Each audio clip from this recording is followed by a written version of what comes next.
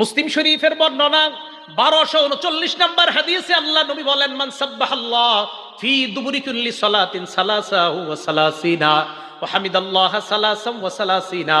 ফরজ নামাজের পর যেই ব্যক্তি 33 বার সুবহানাল্লাহ পড়বে, 33 বার আলহামদুলিল্লাহ পড়বে, ওয়া কাব্বারাল্লাহ সালাসা ওয়া সালাসিনা, 33 বার আল্লাহু আকবার। যদি পারেন তাহলে 34 বার আল্লাহু আকবার। যদি একটা আমল বলবো, এটা না পারলে 34 বার আল্লাহু আকবার, যদি পারেন 33 বার আল্লাহু আকবার। তো 3 33 কত হয়? এরপরে পড়বেন লা ইলাহা ইল্লাল্লাহু ওয়াহদাহু লা শারীকা লা লাহুল মুলকু ওয়া লাহুল হামদু ওয়া হুয়া আলা কুল্লি শাইইন কাদির।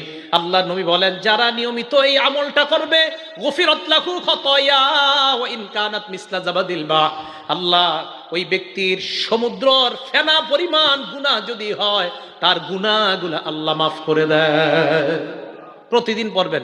এবার আমার সাথে একটু বলেন সুবহানাল্লাহি ওয়া বিহামদি। আবার সুবহানাল্লাহি ওয়া বিহামদি, সুবহানাল্লাহি ওয়া বিহামদি। এতটুকুই। বুখারী শরীফের 6408 নম্বর হাদিসের বর্ণনা, মান ক্বালা সুবহানাল্লাহি ওয়া বিহামদিহি ফিল ইয়াউমি মিআতা মাররা। আমি যেটা বললাম এখন আপনি ঘুমাইবেন, ঘুমানোর সময় পড়েন সুবহানাল্লাহ বিহামদি, সুবহানাল্লাহ বিহামদি। নবীজি বলেন, যেই ব্যক্তি নিয়মিত 100 বার এই সুবহানাল্লাহি ওয়া বিহামদি পড়বে, হুত্তাত খাতায়াহু ওয়া ইন কানাত মিসলা জাবাদিল বাহরি, সমুদ্রের ফেনা পরিমাণ গুনাহ হলেও আল্লাহ মাফ করে দিবেন।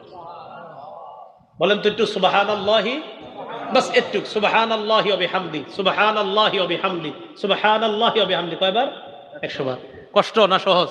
তো পড়বেন, শুয়ে শুয়ে আছেন, পড়তে থাকেন। যাদের ঘুম না আসে এগুলো পড়তে থাকেন, দেখবেন ঘুমাইসা যাবে ইনশাআল্লাহ। আল্লাহ আমল করার তৌফিক দান করেন। বুখারী শরীফের 6407 নম্বর হাদিসের বর্ণনা, নবীজি সাল্লাল্লাহু আলাইহি সাল্লাম বলেন, আমাদের দুইজনের দিকে তাকান, মাসালুল্লাযী ইয়াসকুরু রাব্বা ওয়াল্লাযী লা ইয়াসকুরু রাব্বা মাসালুল হাইয়্যি ওয়াল মাইয়্যিত। আমরা দুইজন এক রুমে থাকি, উনি আল্লাহর জিকির করে, আমি করি না। নবীজি বলেন, উনি হলেন জিন্দা ব্যক্তির মতো, তুমি হলা মরা ব্যক্তির মতো। হ্যাঁ, নাউযুবিল্লাহি মিন যালিক। আল্লাহ আমাদেরকে হেফাজত করেন, আল্লাহ আমাদেরকে হেফাজত করেন। তাহলে জিকির করবো তো ইনশাআল্লাহ। জিকির করা এটা হলো 6 নাম্বার কাজ, এটা মনে রাখবো আমরা। তাহলে 5 নাম্বার কোরআন তেলাওয়াত করা, 6 নাম্বার আল্লাহর কি করা? আল্লাহর জিকির করা। 7 নাম্বার ভালো মানুষের সাথে ওঠা বসা করা। সূরা তাওবার 119 নাম্বার আয়াতে আল্লাহ বলেন, ইয়া আইয়ুহাল্লাযীনা আমানুত্তাকুল্লাহা ওয়া কুনু মা'আস সাদিকিন।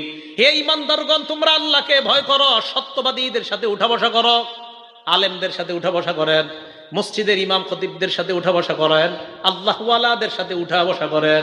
এটা হলো 7 নাম্বার। 8 নাম্বার কাজ, শাওয়াল মাসে 6টা রোজা রাখবেন। শাওয়াল মাসে কয়টা রোজা?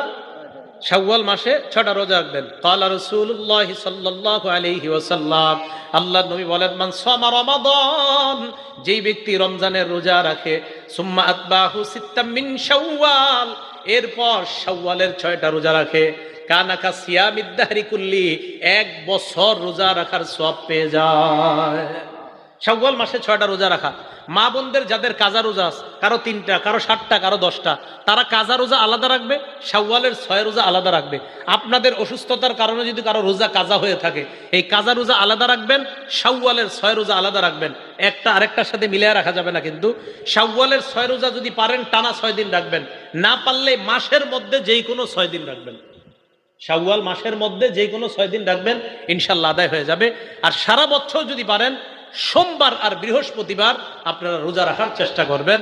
আল্লাহ পাক রব্বুল আলামিন যেই 8টা করণীয় বললাম, 1 নাম্বার আমলগুলা নষ্ট না করা, 2 নাম্বার হেদায়েতের উপর অটল থাকা, 3 নাম্বার শয়তানকে শত্রু হিসেবে গ্রহণ করা, 4 নাম্বার নামাজ না ছেড়ে দেওয়া, 5 নাম্বার জিকির করা, 6 নাম্বার কোরআন তেলাওয়াত করা, 7 নাম্বার সত্যবাদীদের সাথে থাকা, 8 নাম্বার শাওয়ালের 6টা রোজা রাখা।